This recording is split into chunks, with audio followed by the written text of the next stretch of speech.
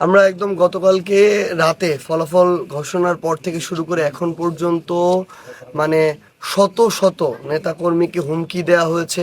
এমন অনেকেই আছে যারা মানে ব্যক্তিগত নিরাপত্তার কারণে এই কথা চিন্তা করে এখন বাড়িতে থাকতেছে না, এবং এমন অনেকেই আছে যারা শত শত নেতাকর্মী সকাল থেকে এই জায়গায় চলে আসছে। তো এরকম আমরা বেশ অনেকগুলো জায়গায়, প্রায় 30টার উপরে জায়গায় আমরা এখন পর্যন্ত পেয়েছি যেখানে আমাদের নেতাকর্মীদেরকে আক্রমণ করা হয়েছে। কয়েকটা জায়গায় তাদেরকে রক্তাক্ত করা হয়েছে, তাদের বাড়িঘরে হামলা করা হয়েছে, দোকানপাটে হামলা করা হয়েছে। এই কাজগুলো বিএনপির স্থানীয় পর্যায়ের বেশ কিছু নেতাকর্মী সন্ত্রাসী কায়দায় করছে।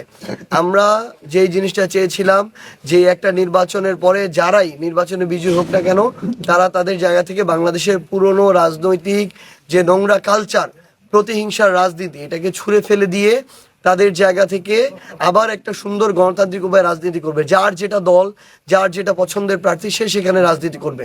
কিন্তু আমি আজকে বিজয়ী হয়েছি মানেই আমার আর কোনো প্রতিপক্ষ থাকতে দিব না। প্রতিপক্ষকে আমি আক্রমণ করব, রক্তাক্ত করব, মিথ্যা মামলা দিব, হুমকি দিব। এটা হচ্ছে স্বৈরাচারী চরিত্র। বিএনপি যদি তাদের জায়গা থেকে আবার নব্য স্বৈরাচার হইতে চায়, তাহলে আমরা মনে করি যে তারা 5 বছর ক্ষমতায় টিকে থাকতে পারবে না। এটা তাদের পতন অনিবার্য হয়ে যাবে। মানুষের মুখে মুখে এই একদিনে কথা উঠে গিয়েছে অলরেডি যে বিএনপি এই একদিনে যেটা শুরু করেছে, এটা যদি তারা করতে থাকে, তারা 2 বছর ঠিকমতো টিকতে পারবে না। আমরা স্পষ্ট করে পঞ্চগড় 1 আসন থেকে শুরু করে বাংলাদেশের 300 আসনের জন্যই বলি যে আপনারা অধিকাংশ আসনে বিজয়ী হয়েছেন। আপনারা কয়েকদিন আগেও নিজেরা ভুক্তভোগী ছিলেন, নির্যাতিত ছিলেন। একই চরিত্র যদি আপনারা দেখান, সামনে আপনাদের অবস্থা এর চেয়েও খারাপ হবে।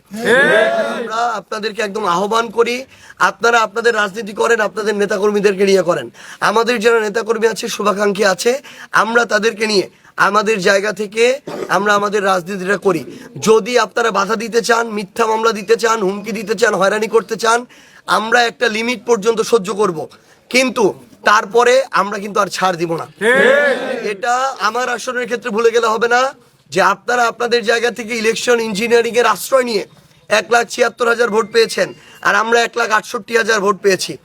1,68,000 মানুষকে একটা আসনে যদি প্রতিপক্ষ বানায় রাজনীতি করতে চান, আমরাও দেখে নিব আপনারা কিভাবে রাজনীতি করতে পারেন। 48% মানুষ এই জায়গায় ভোট দিয়েছে। এই মানুষগুলোকে যদি কেউ কারো জায়গা থেকে এই ধরনের রাজনৈতিক প্রতিহিংসার বশবর্তী হয়ে মানুষের উপরে জুলুম করতে চায়, হামলা করতে চায়, হয়রানি করতে চায়, বাড়িঘর ভাঙচুর করতে চায়, ব্যবসা প্রতিষ্ঠান ভাঙচুর করতে চায়, বাড়িতে থাকতে না দেয়, এটা রাজনৈতিকভাবে মোকাবেলা করার জন্য আমাদের যা করা লাগে আমরা তাই করব। কিন্তু আবার নতুন করে এই পঞ্চগড়ে, এই বাংলাদেশে আমরা কোনো নব্য স্বৈরাচার তৈরি হইতে দিব না।